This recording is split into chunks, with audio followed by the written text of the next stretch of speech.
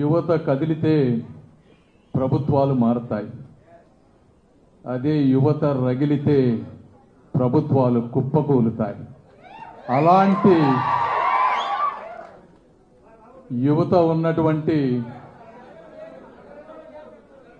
దేశం ఏదయ్యా అంటే ఈ రోజున మన ఇండియా.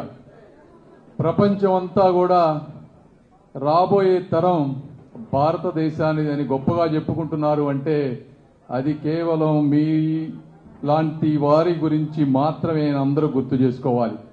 అయితే యువతని మనం ఒక సరి అయిన మార్గంలో ముందుకు తీసుకువెళ్ళినప్పుడు మాత్రమే ప్రపంచం అంతా కూడా ఏదైతే ఈరోజు అనుకుంటుందో ఆ కళ నిజం అవుతుంది.